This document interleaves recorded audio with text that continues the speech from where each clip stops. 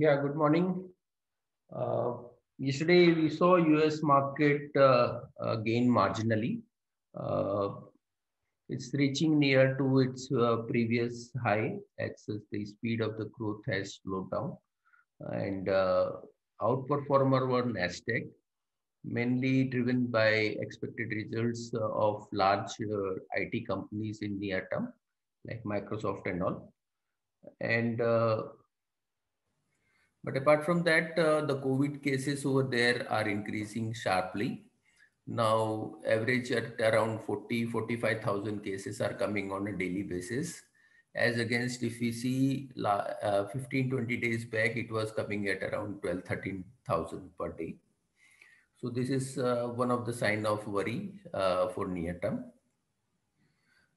Futures of US market are also positive, and but Asian markets are seeing some profit booking.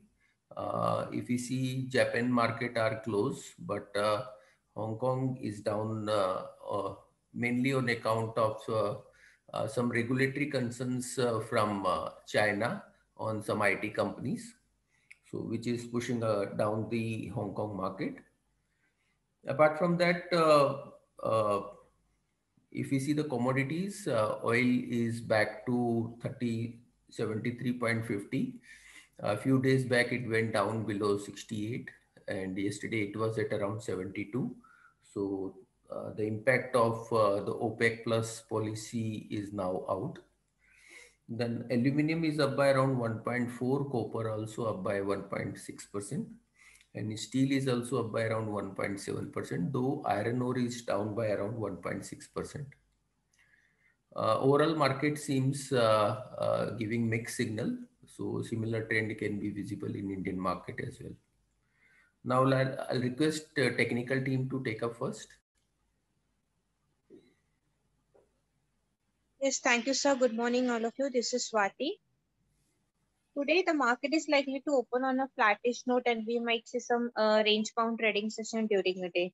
Yesterday, we have seen a good bounce back on the Nifty front. Nifty manages to maintain a closing above 15,800 level, which is a good sign as of now. But going ahead, 15,900 will act as a crucial resistance zone. If it's break that level, then we can see the extension of this pullback towards 16,000 to 16,100 levels on the higher sides. Stocks are really doing very well, so it's a stock specific market trade with the strict stop losses. Downside, the Nifty has a good support at 15,750 levels. This will be the first intraday support for the Nifty. If it's break down that level, then we can see some profit booking on the Nifty front, which might take a Nifty back towards 15,600 to 15,500 levels. So as of now, as long as the Nifty sustains above 15,500 levels, definitely we are going to witness some pullback rally on the Nifty front as well. On the Bank Nifty sides, 35,000 will be the first resistance zone. If it's break that level, then 35,250 to 35,400 levels can be seen on the higher sides. Whereas on the downside, 34,500 will be the first support zone. If it's break that level, then 34,300, 34,000 levels can be seen on the Bank Nifty. On the Nifty Finance front, for the today intraday purpose, the resistance is placed at 16,700. Any move above that level, we expect the extension of this pullback rally towards 16,820 to 16,900 levels. Whereas on the downside, 16,500 will be the first support level. If it's break that level, then we can see some profit booking, which might take a Nifty Finance towards 16,400 to 16,300 levels on the downside. So these are the important support and resistance levels on the both the three indices. Stock specific, already we have initiated a lot of call and the calls are really open. So one can just hold those calls with the strict stop losses. As long as the market gives us an opportunity during a day, definitely we will initiate a more call. I think that's it from my end. I request derivative guys to take a call forward.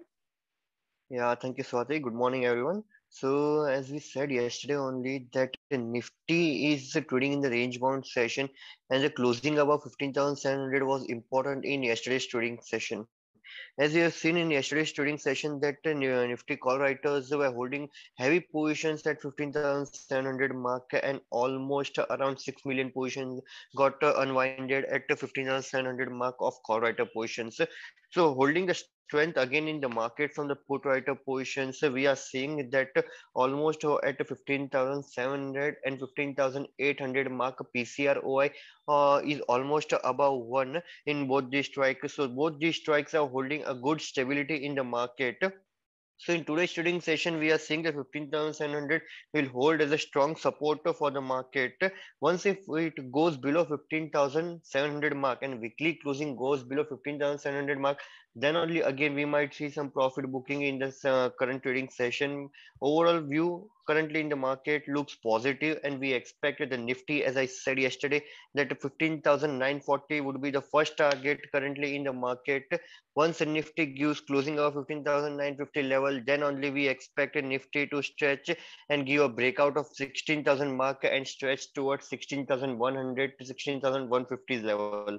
So currently overall strength looks positive in the market, as we have seen in yesterday's trading session that sectoral buying was seen from textile, finance, metal, all these sectors were in buying more. So we expect in today's trading session also to buying to remain continue. Some selective stocks which looks positive is Colpal and L&T. As we have given a buy recommendation in yesterday's trading session, we expect to buying to continue in these two trading session, and can be a buy call can be also be generated in Colpal and L&T today. Thank you. Good morning. Bajaj Auto numbers are under pressure. Management sees raw material cost headwinds persisting in the second quarter as well, and margins should be relatively on softer side. We are expecting volume growth of 14% for this year as well as next year. Exports demand remains strong. We are positive on Bajaj Auto. Canfin Homes result was in line. Asset quality was in fact very good. NPAs were flattish quarter on quarter. In fact, a slight decline on net NPAs even in this tough environment. Only negative that can be seen is the decline in spreads and NIMs. So since last couple of quarters, they have started coming down. So NIM, for example, has come down from 4% to 3.3% in just 2 quarters. This tells us about the competition that is going in the housing finance market. This is one of the better housing finance companies, and one can look at buying this stock on declines. We are positive. ICICI Lombard General Insurance result was below expectations. Current quarter includes impact of COVID claims on health book of almost 600 crores against the entire FY21 of just 340 crores. So this is a big impact in this quarter. That is why the profit has come in at just 150 crores against a usual run rate of 350 to 400 crores. So we are neutral over here. Sterlite Technologies result was in line. Revenue declined 11% quarter on quarter. Margins were stable at 18%. FY22 growth guidance is at 14%, which is in line with last time what they guided. So overall, we remain positive. Although stock has run up, we feel slightly ahead of itself, but overall view is positive. CSB Bank result has declined. Gross NPA increased from 2.7% in March to 4.9% in June. This was mainly led by gold loans. Because of lockdown, collections and recoveries have suffered. Bank expects gross NPAs to reduce in Q2 and post that normalize because gold is one of the best assets to monetize in case of default. So there shouldn't be any impact on credit cost on this front. Although one more disappointing thing was the slowdown in demand side because management said that disbursement momentum is pretty slow. So overall loan growth might come down in the next quarter, Q2. So we are neutral over here. South Indian Bank result is below expectations. Gross NPAs declined from 7% to 8%. Slippages remain high at 6%, one of the highest that we have seen. Credit cost also at multi-quarter highs, so one should avoid this stock. IIFL Securities result was flat. Revenue grew by 5% quarter on quarter, but EBITDA was flat. Company continues to lose market share. One should avoid IIFL Securities also. That's it from my side. Good morning, everyone. Mphasis has posted above expectation numbers for the quarter, with dollar revenue coming in at $362.9 million versus expectation of $356 million. TCV for the quarter also stands strong at $505 million versus Q1Q of $245 million. Share is trading at 31.2 times FY22 EPS. IndiaMart has posted okay set of numbers with deferred revenue coming in at rupees 715 crores versus QOQ of 726 crores and year on year rupees 628 crores. Share is trading at 61 times FY22 EPS. Persistent System has posted marginally above expectation numbers for the quarter, with dollar revenue coming in at $166 million versus expectation of $162 million. EBITDA margins came at 16.4% versus expectation of 17%. Share is trading at 37.3 times FY22 EPS. Zomato is getting listed today at the upper price band of rupees 76. Zomato is being offered at EV by sales of 28.3 times FY21. We had a neutral view on the stock. Thank you. Good morning. Hindustan Zinc came up with its result, and the result was in line with expectation. Mine metal production during the quarter was up by 9% year on year to 0.22 million ton on account of higher ore production. Management has maintained its mine metal production guidance for FY22 in the range of 1,025 to 1,050 kilotons and saleable silver production at 720 tons.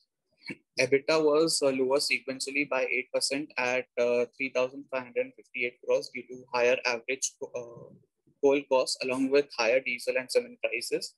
Margins were flattish at 54.5%.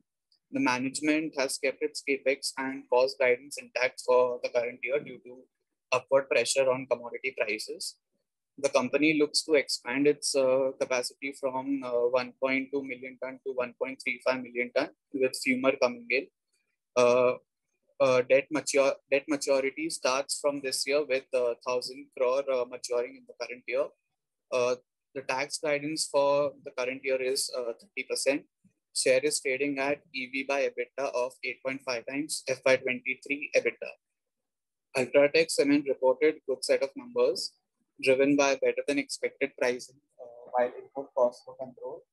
Realization grew by 6% sequentially at 5,495 crores, driven by higher pricing in the eastern, southern, and western regions. Expansion of 90.5 million capacity is on track for delivery by end of FY23. Capacity utilization in the quarter came down to 73% from 93% in last quarter with the impact of second wave. And July utilization was also softer seasonally. EBITDA per ton grew by 16% Q-on-Q and 3% year-on-year at 1536 crores. Margin grew by 240 basis points sequentially. Margins are protected as they are able to pass on inflation, and margin can further increase as inflation turns or volume grows. Currently, the company is facing significant high coke and coal inflation, and there is no clear signal for reversal yet.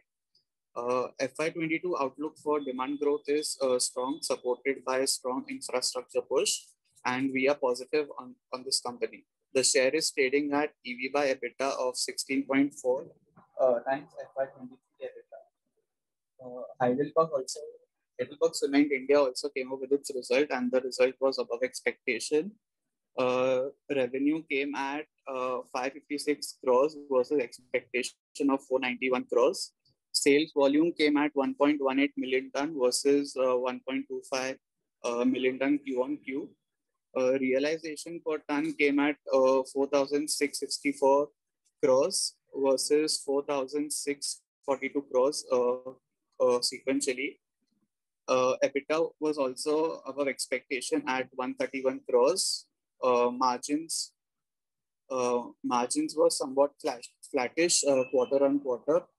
EBITDA per ton came at 1,111 crores versus 1,215 crores Q on Q. The share is trading at EV by EBITDA of 8.9 times FY23 EBITDA. Thank you. Yeah, a few more results. HUL came up with the numbers, and the numbers were marginally below expectations. Though the volume growth was at 9% and the expectation was also 9%, and revenue growth was in line, but EBITDA margin came off, mainly driven by decline in gross margin. The EBITDA margin came at around 24% against expectation of around 26%. So that has led to decline in even PBT level as well. Overall outlook is neutral, and there is a earning downgrade because of this result was by around 2 to 3%. So that the price was not moving before result also. So it's more of a like a neutral right now. Apart from that, the other company which came up with the numbers were India Pesticides. The company got listed recently. They had reported very good numbers. Results revenue moved up by around 27% Q on Q and 46% year on year. And EBITDA margin also improved to 36% from 28% both quarter on quarter and year on year. So quarterly EPS they reported around 3.6 rupees. So overall, though the result came during the market hour and saw some uptick as well, but we feel that there is a positive direction can come in this stock from here as well. Then another stock is Orient Aeronautics has come up with the number, and this is more of a fragrance company. The numbers were okay. Margins remained at around 15%, which was there at around in the last quarter as well, though the sales was comparatively better quarter on quarter and year on year.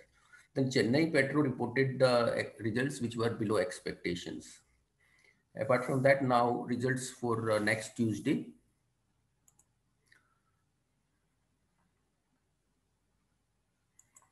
So Dalmia Bharat is likely to report numbers, and EBITDA per ton is likely to increase by around 200 rupees plus. They will gain mainly on account of eastern presence, and as such the profitability is EBITDA per ton is likely to improve, though the volume is likely to be lower. So overall result is likely to be positive. Then Granules India is likely to report number. Here numbers are likely to be declining, though the sales is likely to show improvement quarter on quarter by around 5-6%, but margins is likely to decline substantially. Last quarter they reported a EBITDA margin of around 25%, which is likely to come down to around 21%. So result is likely to be declining. And Interglobe Aviation also, because of the lockdown, result is expected to be declining. Then Ramco Cement is likely to report number, and numbers are expected to be more of a flattish. Here we may not be, the expectation is not of any increase in EBITDA per ton. Though if the like other cement company, if they report increase in EBITDA per ton, then that can be a positive. But the expectation is that the EBITDA per ton will be more of a flattish quarter on quarter. Torrent Power is likely to show improvement, marginal improvement. Sales is likely to grow by around 5% quarter on quarter, and margin is likely to be more of a stable. So overall result is likely to be more of a stable number. Torrent Power is likely to, Torrent Pharma is likely to report that number. Then Canara Bank and Karnataka Bank is also likely to report number. both the banks are likely to show higher NPA and higher credit cost, and NII is also likely to show decline in both the cases, mainly because of reversal of interest and all. So overall result is likely to show for both the bank declining. So that's all from us. Thank you very much and have a good day.